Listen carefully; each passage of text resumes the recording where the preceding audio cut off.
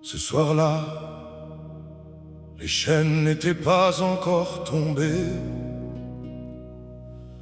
mais les âmes avaient déjà choisi la liberté.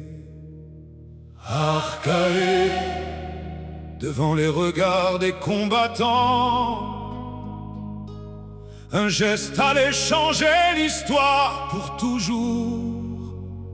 Retirer le blanc pour faire naître un peuple.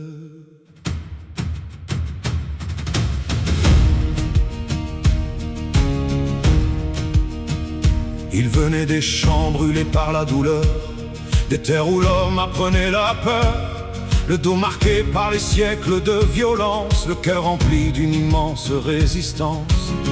Ils avaient vu les leurs tomber sans nom, entendu des mères pleurer dans les plantations, mais malgré les fouets et malgré les blessures, ils gardaient vivante la flamme la plus pure.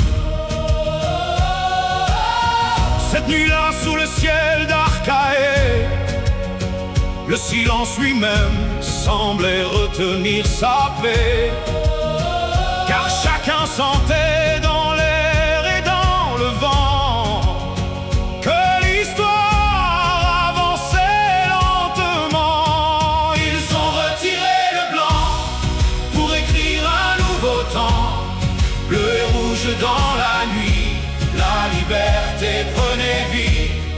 Ils ont retiré le blanc comme un cri contre le sang, et depuis ce jour d'espoir, Haïti refuse le noir.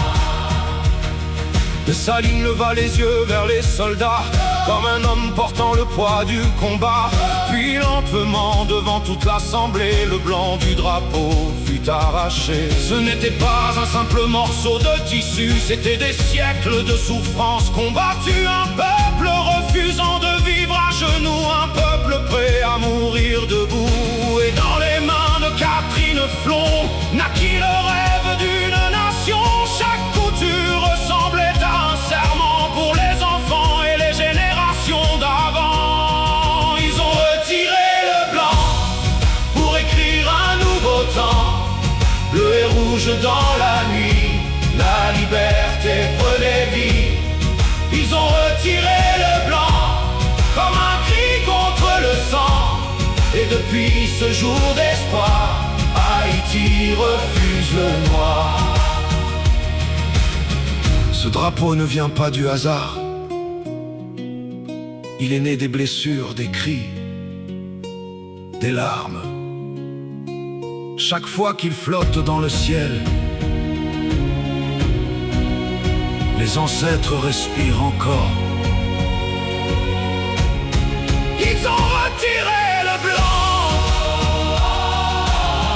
et le peuple devint géant. Archaé a changé le monde dans une nuit profonde, bleu et rouge pour toujours, héritage d'amour, et donc Haïti vivra. Le drapeau résistera.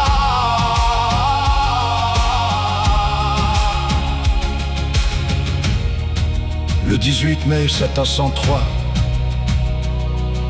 un peuple n'a pas seulement créé un drapeau, il a créé sa dignité. Et cette dignité vit encore dans chaque Haïtien.